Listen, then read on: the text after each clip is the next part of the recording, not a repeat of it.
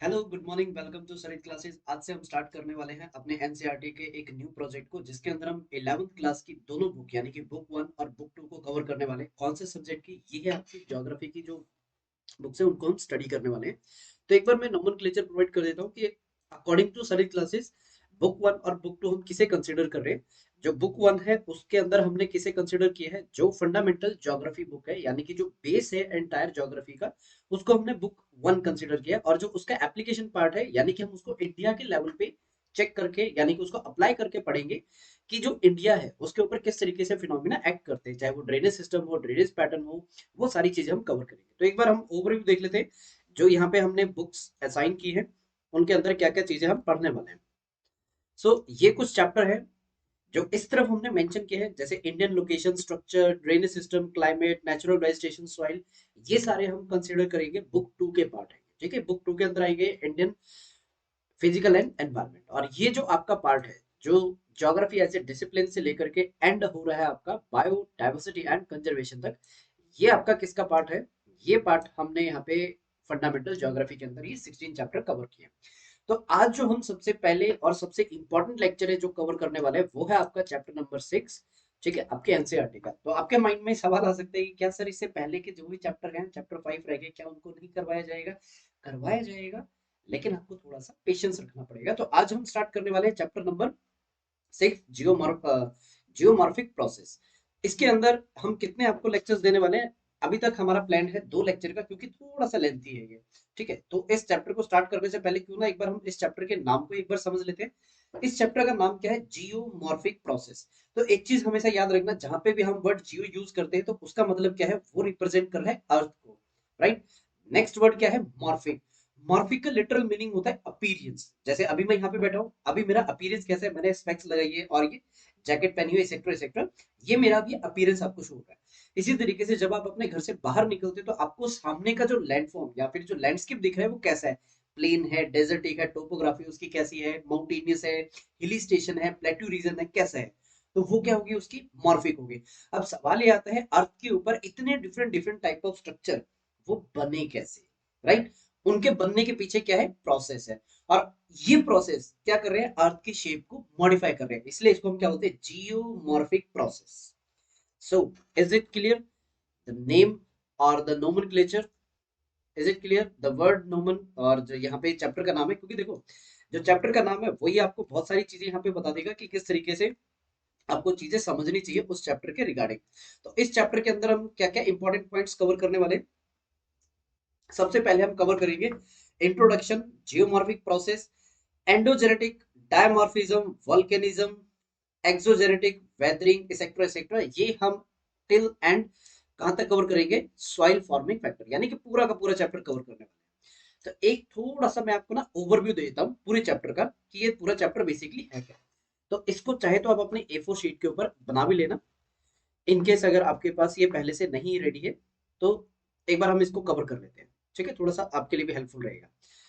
Okay, सो मुझे थोड़ा सा टाइम दीजिए, मैं इसको एडजस्ट कर लेता हूँ कैनवास को। ठीक है, okay, now it's all good to go. 1 minute 1 minute. Okay, so हमारे चैप्टर का नाम क्या है? हमारे चैप्टर का नाम है जियोमॉर्फिक प्रोसेस। Geomorphic process. इसको एक और वर्ड से भी जानते हैं, इसको बोलते हैं हम अर्थ मूवमेंट। क्या बोलते हैं हम इसको? Earth movement. चलो, एक और नया नाम हमें आज पढ़ने को मिल गया जियोमॉर्फिक प्रोसेस के। अब सवाल ये आता है कि ये जो जियोमॉर्फिक प्रोसेस है, इसको पढ़ने की जरूरत क्या है? देखो, इसको पढ़ने की सबसे इंपॉर्टेंट जो हमारे लिए सबसे बिगेस्ट रीजन क्या है हमारे को जो कवर करना है। हमारे मन में ना कई बार ये सवाल आता है कि मेरे सामने ये लेट्स सपोज मेरे सामने क्या है? एक लैंडफॉर्म है।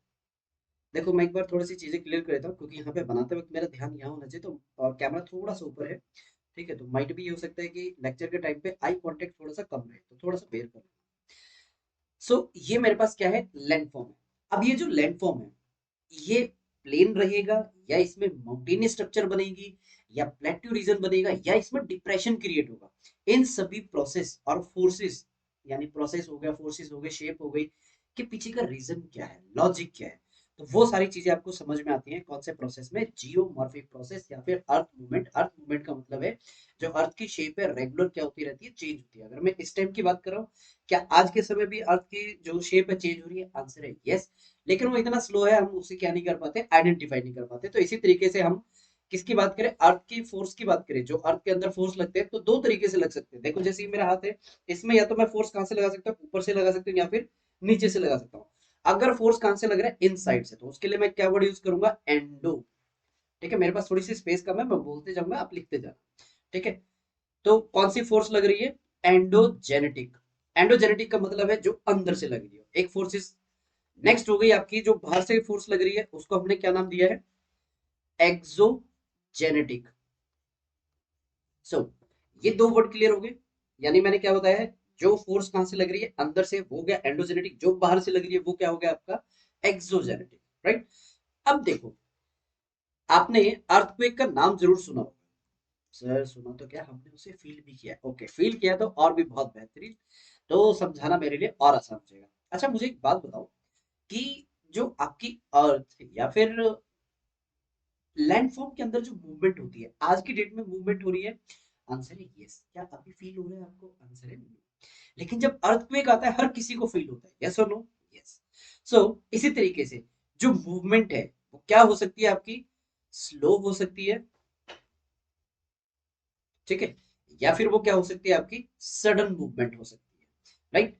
तो इस तरीके से तो ज्योग्राफी नहीं आपको मिस, जो एनसीईआरटी है वो इतने आसान आसान सब तो नहीं देगा। इसके लिए क्या बढ़ाता है, सडन के लिए कैटास्ट्रॉफिक। सडन मूवमेंट जब भी होती है उसके लिए क्या बढ़ाता है, कैटास्ट्रॉफिक। और अगर स्लो मूवमेंट है तो उसके लिए क्या बढ़ाता है, डायस्ट्रॉफिक। सो ये वर्ड क्लियर हो गए, जल्दी बताइए, क्या ये दोनों वर्ड क्लियर हो गए। अगर स्लो मूवमेंट है उसके लिए वर्ड आएगा डायस्ट्रॉफिक, अगर सडन मूवमेंट है तो कैटास्ट्रॉफिक। तो एक बार कुछ एग्जांपल देख लें कैटास्ट्रॉफिक। अच्छा बताइए कौन से एग्जांपल्स आपको लगते हैं कि कैटास्ट्रॉफिक होने चाहिए। Earthquake, answer is yes. Volcano, yes volcano भी होते हैं। सुनामी, यस सुनामी भी होते हैं।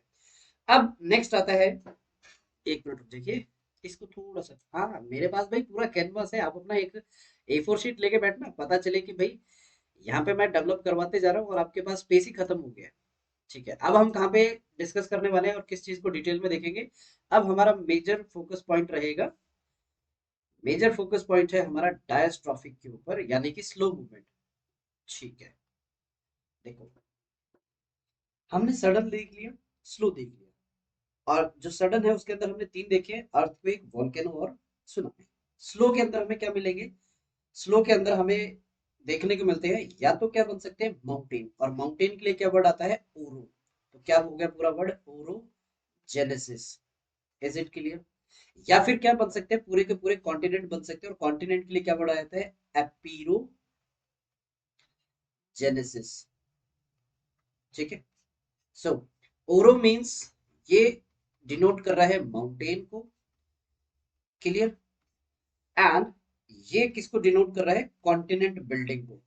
ठीक है। सो अगर हम यहाँ पे बात करें किसकी, कॉन्टिनेंट की, कॉन्टिनेंट ना दो तरीके से बन सकते हैं।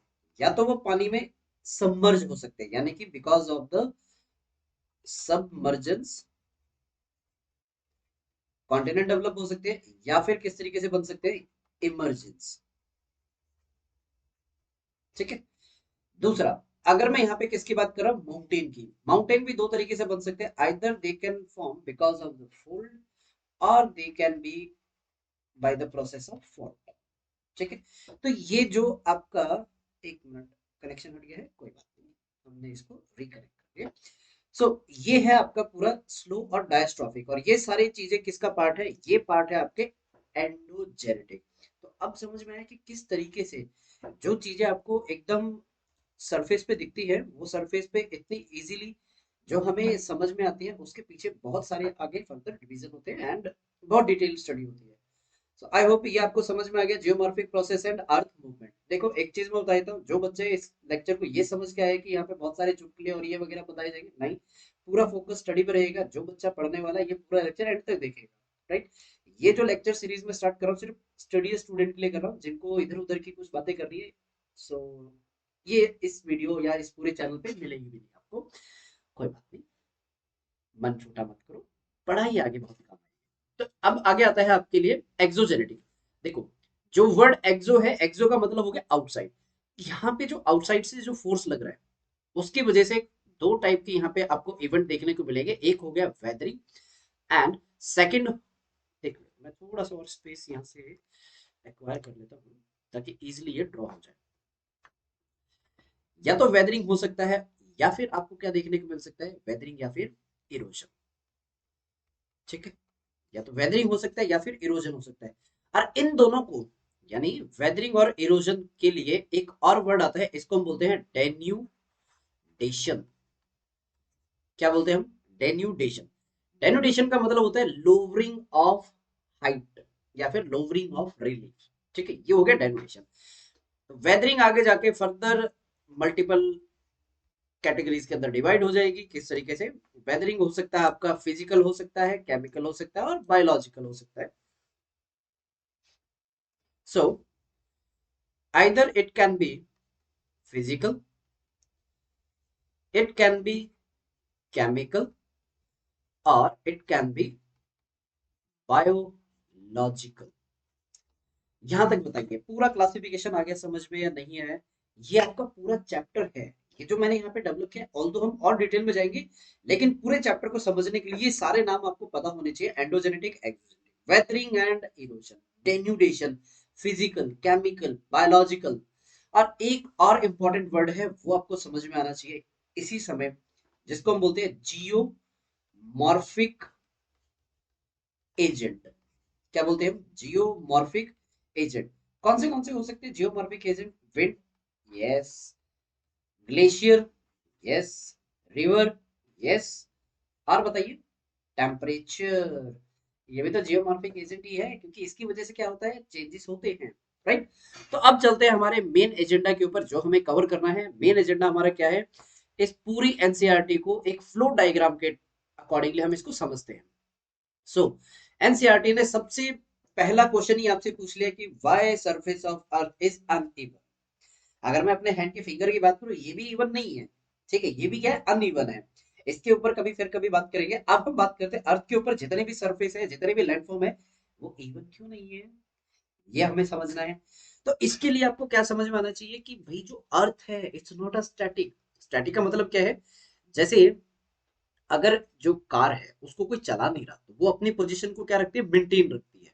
लेकिन अगर मैं अर्थ की बात करूं, अर्थ स्टैटिक है, डायनेमिक? आंसर है डायनेमिक। सो डायनेमिक का मतलब क्या हो सकता है? डायनेमिक का मतलब है या तो वो मूव करेगी, या फिर उसके अंदर जो पोजीशन है वो चेंज होगी। तो मूवमेंट तो चलो हमें समझ में आता है, पोजीशन कैसे चेंज कर सकते हैं? सेम, या तो एंडोजेनेटिक या एक्सोजेनेटिक के प्रोसेस की वजह से। अगर मैं मूवमेंट की बात कर रहा हूं, तो दो मूवमेंट तो पॉसिबल है, या तो वर्टिकल या फिर हॉरिजॉन्टल ये मूवमेंट हो सकती है। अगर माउंटेन बन गया वर्टिकल, अगर यहाँ पे प्लेन बन गया तो वो क्या कौन सा मूवमेंट हो गया आपकी? हॉरिजॉन्टल। या फिर जब प्लेट मूव करती है आपकी, वो हो गई आपकी हॉरिजॉन्टल। एक एक और छोटा सा यहाँ पे कॉन्सेप्ट है, इस चीज को समझना। ये कॉन्सेप्ट क्या है कि जो यहाँ पे हम किसकी बात कर रहे हैं? मूवमेंट की। आज की डेट में क्या है वो? It's a slow. बट अगर मैं किसकी बात करूं, पास्ट की, क्या वो स्लो थी? Answer is no, that time it was not slow, it was very fast. Now question is here why? That is because during the formation of Earth was having lot of heat. So if there is a lot of heat means lot of energy. अगर किसी भी चीज के पास ज्यादा energy है, तो वो automatic क्या करेगा, उस एनर्जी को जितना हो सके उतनी जल्दी रिलीज करने की कोशिश करेगा। जैसे अगर हम यहाँ पे मिल्क का एग्जांपल लेते हैं, मिल्क जो दूध हम गर्म करते हैं, वो क्या करता है, उतनी मतलब जितना हमने उसको टेम्परेचर दिया है गर्म करने के लिए, उसने एब्जॉर्ब किया। लेकिन जैसे ही हमने सप्लाई बंद की, तो धीरे धीरे जो मिल्क है उसका टेम्परेचर क्या होना स्टार्ट हो गया, डिक्रीज होना स्टार्ट हो गया। इट मींस जो मिल्क है वो अपने टेम्परेचर को मेंटेन करना चाहता है सराउंडिंग के अकॉर्डिंग। राइट। सो धीरे धीरे अर्थ रोटेट, जो अर्थ की रोटेशनल स्पीड थी वो पहले बहुत ज्यादा थी, वो स्लो होना स्टार्ट हुई। और उसकी वजह से आज की डेट में जो इवेंट है आपके, जियोमॉर्फिक इवेंट है, वो क्या होते गए हैं आपके और ज्यादा स्लो। नेक्स्ट आता है इंटरनल फोर्स। अगर मैं इंटरनल फोर्स की बात करूं, उसको हम क्या बोलते हैं, एंडोजेनेटिक। और इसके अंदर हमने, एक मिनट दीजिएगा, मैं इसको एक बार इरेज कर लेता हूँ। ओके। सो आई थिंक जो बेसिक चीजें हमने यहाँ पे कवर किया, वो सारी चीजें आपको समझ में आ गई हैं। ठीक है, इसको एक बार हम इरेज करते हैं, क्योंकि ये हमारे कैनवास के अंदर आ सकता है। ठीक है, एक मिनट दीजिएगा। ओके, टिल देन थोड़ा सा आप रिवाइज कर लो जो जो हमने यहाँ पे पढ़ा है, ताकि इजी रहेगा। ठीक है, यहाँ पे क्या भी इरेजर।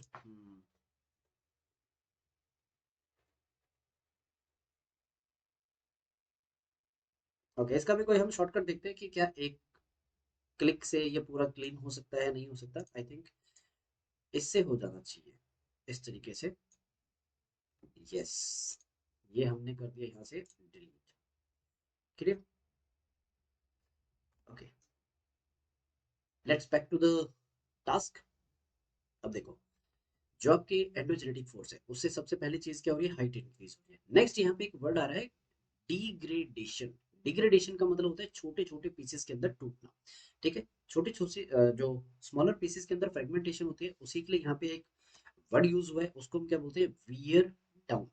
ठीक है, अब एक बात देखो, अगर आपके घर में से कोई भी वेस्ट मटेरियल निकला है, वो कहीं पे जाके तो एक्यूमुलेट होगा।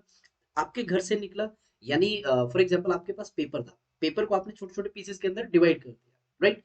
उसके बाद वो कहाँ चला गया, डस्टबिन के अंदर। तो डस्टबिन में जाके वो क्या हो गया, आपका एक्यूमुलेट। तो उसको हम क्या बोलते हैं, डस्टबिन में जाके उसने क्या किया, फिल किया डस्टबिन को। तो इसके लिए एक वर्ड आता है आपका एग्रेडेशन। तो दो वर्ड हो गए आपके, डिग्रेडेशन और एग्रेडेशन। तो डिग्रेडेशन का मतलब क्या है, डिग्रेडेशन का मतलब ये है कि जो रिलीफ है, यानी उसकी पहले जैसे माउंटेन है, उसकी ये हाइट है, राइट। धीरे धीरे धीरे धीरे वो क्या होती जा रही है, डिग्रेड हो रही है, राइट, उसकी हाइट कम हो रही है। अब यहाँ पे दो इंपॉर्टेंट वर्ड है, मल्टीपल टाइम बच्चे बहुत कंफ्यूज होते हैं इसके अंदर।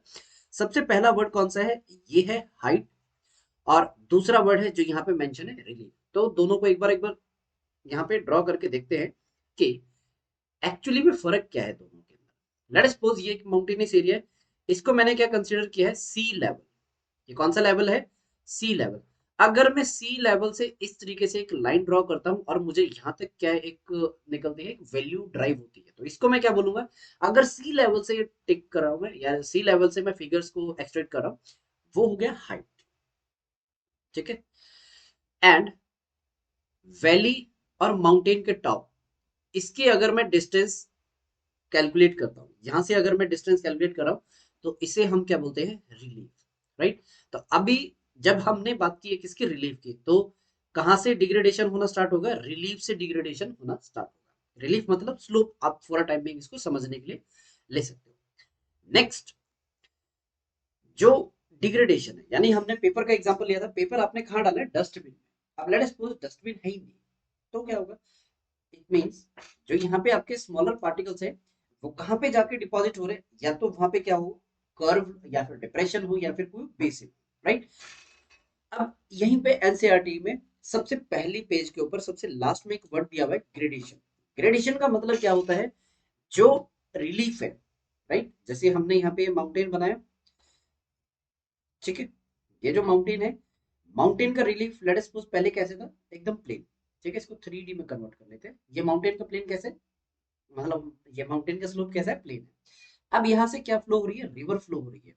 अगर रिवर फ्लो होगी, इट मीन्स क्या होगा, यहाँ पे जैसे जैसे रिवर फ्लो होगी, इट मीन्स उसकी शेप चेंज होती जाएगी, राइट। उसकी शेप क्या होती जाएगी, चेंज होगी। और जैसे जैसे शेप चेंज होगी, इट मीन्स जो आपकी अर्थ पहले कैसी थी, इवन, वो क्या होना स्टार्ट हो जाएगी, uneven. Is it clear. So ये था आपका सबसे पहला पार्ट जो हमने यहाँ पे कवर किया है। ठीक है, इंट्रोडक्शन। एंड थोड़ी सी अब यहाँ पे हम स्पीड को बढ़ाने वाले हैं, किस लिए बढ़ाने वाले हैं, क्योंकि देखो, इनिशियली थोड़ा सा ऐसा हो सकता है कि जो कॉन्सेप्ट है उनको समझने में टाइम लग सकता है। क्लियर। सो इसको तो ऐसे ही इरेज कर देते हैं, ठीक है, इजी रहेगा। सो मूवमेंट समझ में आ गया, इंटरनल और एंडोजेनेटिक समझ में आ गया। नेक्स्ट आता है एक्सोजेनेटिक। सेम, एक्सोजेनेटिक से क्या होगी, हाइट डिक्रीज होगी। और अगर हम यहाँ पे बात करें, जो एक्सोजेनेटिक है, एक मिनट रुक जाइए, इसका भी मुझे कोई सोल्यूशन ढूंढना पड़ेगा कि ये जो कैनवास हम यूज करते हैं, इसका कुछ अल्टरनेट हमें मिल जाए। देखो, अगर हम यहाँ पे एंडोजेनेटिक और एक्सोजेनेटिक हम पढ़ क्यों रहे हैं, इसका सबसे इंपॉर्टेंट लॉजिक क्या है। जब भी हम इसकी बात करते हैं एंडोजेनेटिक और एक्सोजेनेटिक, ये किस चीज को शो करता है, कि जो बैलेंस है। बैलेंस का मतलब क्या हो गया, ये माउंटेन है, ऊपर किस लिए आया, एंडोजेनेटिक। ये माउंटेन की हाइट कम क्यों होगी, बिकॉज एक्सोजेनेटिक। एक टाइम ऐसा आता है कि एंडो और एक्सो दोनों क्या हो जाते हैं, इक्वल हो जाते हैं। एंडो और एक्सो क्या हो गया आपके, इक्वल हो गए, तो यानी कि दोनों के अंदर क्या हो गया, बैलेंस। लेकिन जैसे ही बैलेंस क्या होता है, डिस्टर्ब। अगर एंडोजेनेटिक क्या हो जाता है, इंक्रीज, हाइट इंक्रीज हो गया। अगर एक्सोजेनेटिक क्या हो गया आपका, इंक्रीज, तो हाइट क्या होना स्टार्ट हो जाएगी, डिक्रीज, राइट। तो इस तरीके से हमने ये सारी चीजें देख ली है। लेकिन अगर हम यहाँ पे किसकी बात करें, रोल ऑफ ह्यूमन की, लास्ट 200 सेंचुरी, और प्रिसाइजली देखें तो लास्ट 50 ईयर के अंदर जितना ह्यूमन ने अर्थ को, अर्थ के अंदर जो डिग्रेडेशनल प्रोसेस है उसको एनहेंस किया है, वो अनप्रेसिडेंटेड है। तो इसकी वजह से हमें क्या देखने को मिलता है, बहुत सारे जो हिलीज एरिया है या फिर माउंटेनियस एरिया है, वो क्या होते जा रहे हैं, और जल्दी डिग्रेड हो रहे हैं, राइट। इट मीन्स जो यहाँ पे डिग्रेडेशनल प्रोसेस है या फिर जो आपकी जियोमॉर्फिक प्रोसेस है, वो क्या है, डिट्रीमेंटल है। डिट्रीमेंटल का मतलब क्या होता है, यानी आने वाले फ्यूचर के अंदर जो ह्यूमन बींग्स है, उनका जो अवेलेबिलिटी ऑफ, उनके लिए जो अवेलेबिलिटी ऑफ रिसोर्स है वो कितना रहने वाला है, ठीक है, उन सारी चीजों को क्या करेगा, ये डिटरमाइन करेगा, ठीक है। नेक्स्ट चलते हैं, जियोमॉर्फिक प्रोसेस। अब थोड़ा सा हम स्पीड अप करने वाले हैं, क्योंकि अभी सिर्फ मुझे सिर्फ वर्ड्स ही यहाँ पे मेंशन करने के, इस वर्ड का ये मतलब है। बेस डेवलप हो चुका है अभी आपका, तो इसको एक बार हम क्या कर देते हैं, वाइंड अप कर देते हैं। एंड अब हमारे लिए थोड़ा सा इजी रहेगा इसको क्लीन करना। ओके, नेक्स्ट यहाँ पे इंपॉर्टेंट वर्ड है आपका जियोमॉर्फिक प्रोसेस। जियोमॉर्फिक प्रोसेस की हमने क्या देख लिया, ऑलरेडी डेफिनेशन हो चुकी है। इसका मतलब क्या है, एंडोजेनेटिक और एक्सोजेनेटिक फोर्स लगते हैं, और इसके अंदर आपका फिजिकल स्ट्रेस और केमिकल एक्शन के थ्रू ये दोनों फोर्सेस एक्ट करते हैं। एंड उसकी वजह से जो अर्थ का सरफेस है या जो उसका कॉन्फ़िगरेशन है, वो क्या होता है, चेंज होता है, राइट। ये सारे वर्ड्स आपको यहाँ पे लिखे में मिल जाएंगे, पॉज करके आप एक बार पढ़ लेना। एंड बुक तो है ही आपके पास, ठीक है। नेक्स्ट है जियोमॉर्फिक एजेंट। तो कौन से जियोमॉर्फिक एजेंट है जिसकी वजह से अर्थ के अंदर इतने सारे लैंडफॉर्म बनते हैं या फिर उनकी शेप चेंज होती है। सबसे पहला है रनिंग वाटर, ठीक है, सबसे पहला कौन सा हो गया आपका, रनिंग वाटर। दूसरे नंबर पे आता है मूविंग ऑफ आइस। नेक्स्ट है wind and wave and current, right. ये सारे आपके क्या है, जियोमॉर्फिक एजेंट। एंड ये एक क्वेश्चन पूछा गया है, do you think it is essential to distinguish geomorphic agent and process. सवाल समझ में है, एक मैं एग्जांपल देता हूँ। यहाँ पे जियोमॉर्फिक एजेंट और प्रोसेस, क्या इन दोनों को एक दूसरे से अलग करना चाहिए, नहीं करना चाहिए, एक एग्जांपल से समझते हैं। जैसे अ, एक एग्जांपल क्या ले सकते हैं हम, आपको अपने जैसे यूपीएससी का एग्जाम है वो क्रैक करना है, ठीक है। जो यूपीएससी का एग्जाम है वो क्रैक करना है, और वो किसके थ्रू होगा, एक पूरे प्रोसेस के थ्रू होगा, राइट। तो अब एक बात बताओ, जो प्रीलिम्स है, मेंस है और इंटरव्यू है, वो कौन देने वाला है, वो एक इंडिविजुअल देने वाला है, यानी कि एक एजेंट है जिसके थ्रू वो पूरा प्रोसेस क्या होने वाला है, कंटिन्यू होगा। तो क्या मैं एजेंट और प्रोसेस दोनों को एक बोल सकता है, नहीं। एजेंट परफॉर्म कर रहा है उस प्रोसेस को, राइट। और एजेंट को वो पूरा जो प्रोसेस है फॉलो करना पड़ेगा। जैसे यूपीएससी के अंदर एक पूरा प्रोसेस है कि आपको पहले प्रीलिम्स, मेंस और इंटरव्यू तक जाना है, ये पूरा प्रोसेस है, राइट। तो इस तरीके से आप समझ सकते हो। अगर मैं यहाँ पे ज्योग्राफी के टर्म में बात करूं, जैसे मैं हमने यहाँ पे हमने एक कॉन्सेप्ट पढ़ा है, वेदरिंग। अगर नहीं ध्यान आता है तो हम आगे और डिस्कस कर लेंगे। जैसे वेदरिंग है, अब एक बात बताओ, जो वेदरिंग वाला कॉन्सेप्ट है या वेदरिंग वाला पार्ट है, वो क्या है, एक प्रोसेस है। अब जो वेदरिंग है उसके अंदर कौन कौन एक्ट करेगा, या तो विंड एक्ट करेगी, या फिर टेम्परेचर एक्ट करेगा, या फिर ग्रेविटी एक्ट करेगी। तो ये क्या हो गए, एजेंट हो गए, क्लियर। प्रोसेस अलग होता है, एजेंट अलग होता है, ठीक है, इसमें कोई कंफ्यूजन नहीं होनी चाहिए। नेक्स्ट यहाँ पे आपका वर्ड आता है ग्रेविटी। ये थोड़ा सा इंपॉर्टेंट है, और यहाँ पे बच्चों को थोड़ी सी कंफ्यूजन आती है।